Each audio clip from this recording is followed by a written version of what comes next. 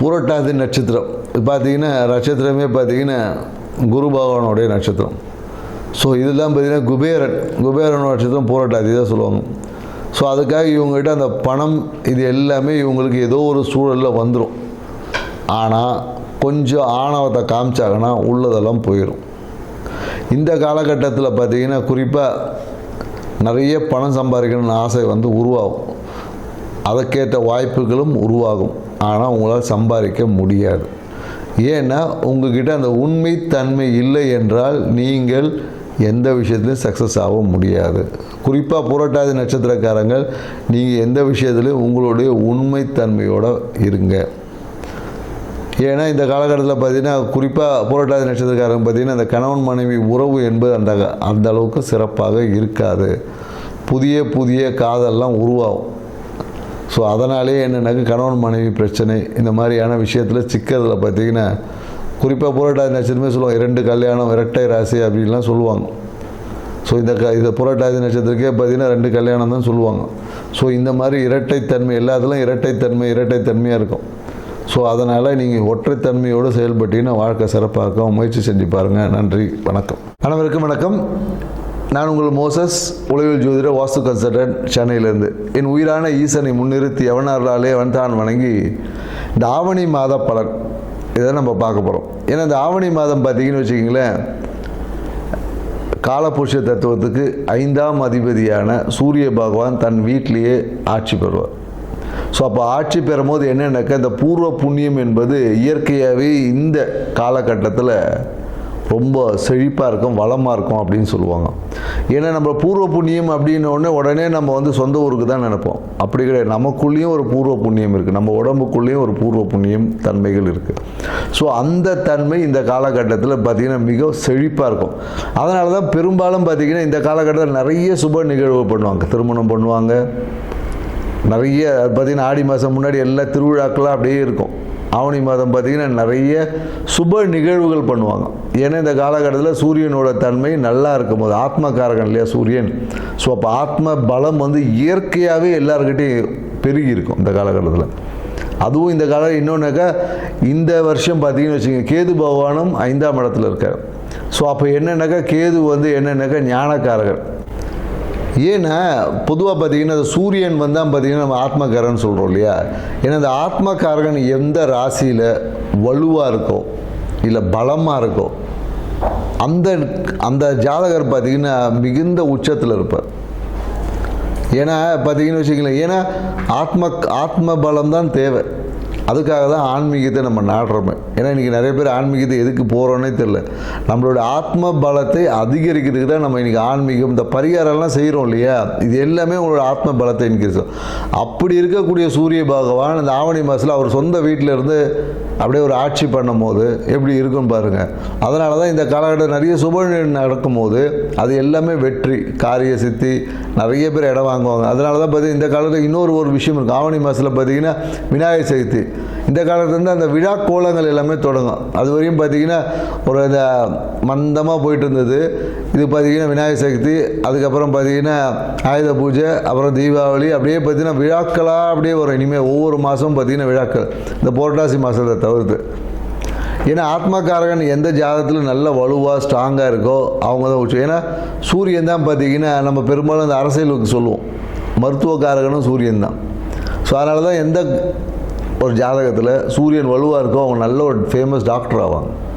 அது 2ஆம் அதிபதியோட இல்லை 10ஓட தொடர்பு வரும்போது பார்த்திங்கன்னா மருத்துவத்தில் சூப்பராக இருப்பாங்க. அதே போல் சூரியன் வலுவாக இருக்கிறவங்க பார்த்திங்கன்னா தொட்டாவே குணமாகக்கூடிய கைராசி டாக்டர்லாம் சொல்லுவோம் இல்லையா.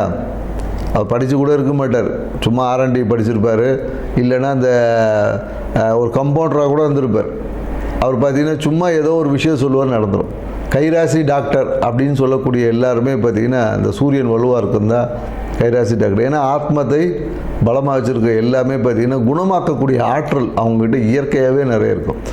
சூரியன் வலுவாக இருக்கிற நிறைய பரிகாரம் பண்ணான்னு வச்சிங்களேன், சூப்பராக சக்ஸஸ் ஆகிடும். பெரிய பரிகாரம் சின்னதாக சொன்னாவே பெரிய விஷயங்கள் கூட குணமாக்கக்கூடிய ஆற்றல்.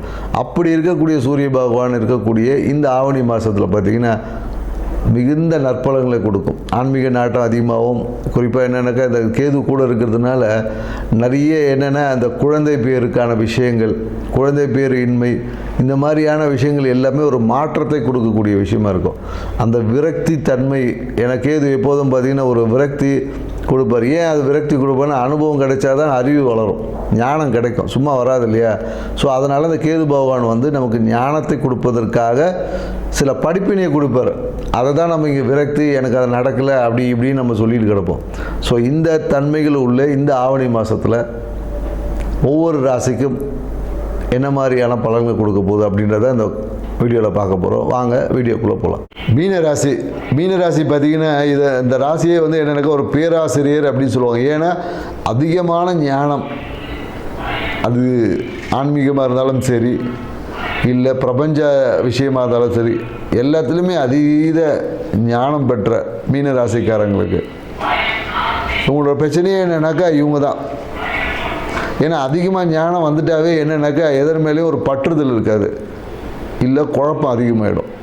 இந்த ரெண்டுத்தினாலேயே பார்த்திங்கன்னா இவங்களுடைய நிம்மதியை இழந்துப்பாங்க. ஸோ அதிகமாக ஞானம் வருவோம், பற்று இல்லாத போது அப்போ சூழ்நிலைகள் குடும்பத்தில் பார்த்திங்கன்னு வச்சிங்களேன், என்ன இவர் இப்படி இருக்கார் அப்படின்வாங்க. அதிகமாக அறிவு வந்தாவே என்னென்னாக்கா பிரச்சனை தான் சொல்லுவாங்க இல்லையா? அதுக்கு பொருத்தமான ராசி வந்து மீன ராசி தான். ஏன்னா அதிகமாக அறிவு வரும்போது என்னென்னாக்கா நிறைய குழப்பங்கள் வரும். இதை செய்யலாமா வேணாவா, பண்ணலாமா வேணாவா, இப்படின்னு இரட்டைத்தன்மை உள்ள ராசி தான் இந்த மீன ராசி. ஸோ மற்றவங்களுக்கு அட்வைஸ் வழங்குறதுல, ஞானம் வழங்குறதுல வந்து இவங்களை மிஞ்ச முடியாது. இவங்க கொடுக்கக்கூடிய வார்த்தைகள் எல்லாமே பலிக்கும், சொன்ன விஷயம் எல்லாம் நடக்கும். ஆனால் இவங்களுக்கு எதுவும் நடக்காது.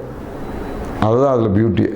ஸோ இப்படி உள்ள மீன ராசிக்காரர்களுக்கு இந்த ஆவணி மாத பலம் எப்படி இருக்கும் அப்படின்னு பார்த்தீங்கன்னு வச்சுக்கிங்களேன், கல்வி சார்ந்த விஷயத்தில் குறிப்பாக மெடிக்கல் யாராவது படிக்கிறாங்கன்னா பார்த்திங்கன்னா சூப்பராக இருக்கும். அதே போல் என்னென்னாக்கா சிறு சிறு கல்வியில் சிறிய தடைகள் வந்து சரியாகும். சூழ்நிலைகளால் பார்த்திங்கன்னா சில பேர் கல்வியை தொடர முடியாமல் கூட போகலாம். ஸோ இந்த மாதிரி நிகழ்வு எல்லாமே இந்த காலகட்டத்தில் ஏற்பட வாய்ப்பு இருக்குது. ஒரு மாதம் எங்கேயாவது வக்கேஷன் போகிறது, இல்லை வெளியூர் கூட்டு போய் ஸ்கூலுக்கு அனுப்ப முடியாமல் சூழல் வரும், இல்லை ஏதோ ஒரு காரணங்களுக்காக கல்வி வந்து தடைப்படும்.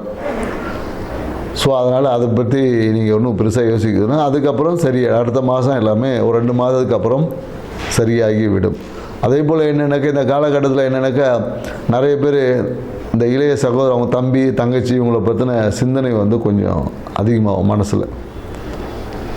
மேலும் என்னென்னாக்கா மனம் வந்து எதையோ ஒரு விஷயத்தை சிந்தித்து அழுத்தத்துக்குள்ளேயும் ஏற்படும்.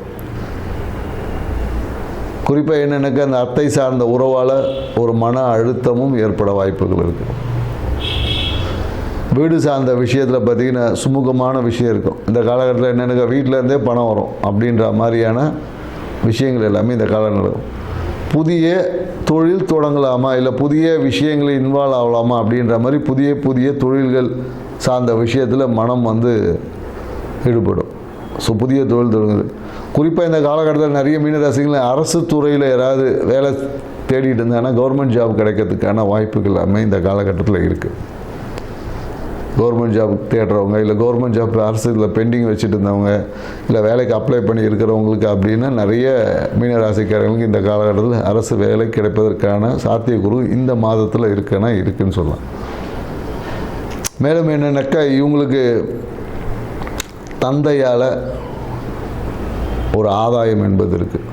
இஷ்ட தெய்வ வழிபாட்டின் மூலமாக சூழ்நிலைகளை மாற்றி அமைக்கக்கூடிய ஒரு ஆற்றல் இருக்குது. அதனால் நிறைய பேர் என்னென்னாக்கா இந்த காலகட்டத்தில் இவங்க என்னென்னாக்கா ஆவணி மாத வழிபாட்டில் பார்த்திங்கன்னா முருகர் வழிபாடை சேர்த்துருப்பாங்க. எப்பொழுதும் இவங்க என்னென்னாக்கா முருகர் வழிபாடு, இல்லை உக்கிர தெய்வ வழிபாடுகள் வந்து இவங்களுக்கு உடன் பிறந்த ஒரு விஷயம். எப்போதும் என்னென்னாக்கா இவங்களுக்கு என்னென்னா அந்த வார்த்தையில் வந்து தொட்ட உடனே கோவப்படுறது இவங்களுக்கு வந்து உடன் பிறந்த ஒரு விஷயம். ஸோ இந்த மாதிரியான விஷயம்லாம் இருக்கும். இதெல்லாம் கொஞ்சம் தவிர்த்துக்கிட்டிங்கன்னா சூழ்நிலைகள் எல்லாமே சாதகமாக இருக்கும். இல்லைன்னா சூழ்நிலைகளால் நீங்கள் எதிரியாக்கப்படுவீங்க. உங்கள் கோபமே உங்களுக்கு எதிரியாக மாறக்கூடிய வாய்ப்பெல்லாம் இருக்குது. ஸோ அதனால் இந்த காலகட்டத்தில் சூழ்நிலைகளால் உங்களை கோபப்படுத்தி உங்களை எதிரியாக்கும். ஸோ அதனால் கோவப்படாமல் தவிர்த்துக்கிறது உங்கள் கையில் தான் இருக்குது. ஸோ அப்போ என்னென்னாக்கா உக்கிர தெய்வ வழிபாடுகள் நீங்கள் செய்கிற நபராக இருந்தீங்கன்னா அந்த வழிபாட்டை கொஞ்சம் குறைச்சிக்குங்க. செய்ய வேண்டாம்னு சொல்ல. ஏன்னா உக்கிரம் வந்து நீங்கள் எந்த இறைவனை வழிபடுறீங்களோ இல்லை எந்த தேவதையை நீங்கள் வழிபடுறீங்களோ அந்த தன்மையோட தாக்கம் உங்கள் உடம்புக்குள்ளேயும் உங்களை ஆக்டிவிட்டீஸ்லையும் இருக்கும். ஏன்னா மாந்திரிகத்தில் அதெல்லாம் இருக்குது. அதனால தான் பார்த்திங்கன்னா கர்மங்கள் செய்யும்போது உக்கிர தெய்வ வழிபாடை வச்சு கர்மங்கள் செய்வோம். நல்ல விஷயங்கள் செய்யும்போது சாந்தமான தேவதைகளை கூப்பிட்டு வச்சு செய்வோம். ஸோ அதனால் உக்கிர தெய்வ வழிபாடு செய்யக்கூடிய மீனராசிக்காரர் தான் அந்த உக்கிர தெய்வ வழிபாட்டோட தன்மைகளை கொஞ்சம் குறைச்சிக்கிட்டிங்கன்னா இந்த காலகட்டம் கொஞ்சம் சுமூகமாக போகும். இல்லை என்றால் தொட்டதுக்கெல்லாம் கோவப்படுறது, எரிச்சல் அடையிறது, மற்றவங்களை திட்டுறது, இந்த மாதிரியான விஷயங்கள் இருக்க நட்பு வட்டம் பாதிக்கும். ஸோ இதை கொஞ்சம் புரிஞ்சுக்கிட்டிங்கன்னா ஓகே. ஏன்னா இந்த காலத்தில் சனி பகவான் வந்து வக்கரம் அடைந்து 12 நோக்கி போகிறார். அப்போ வெளியூர் பயணங்கள் என்பது இந்த காலகட்டத்தில் இருக்குமானா கண்டிப்பாக இருக்கும்.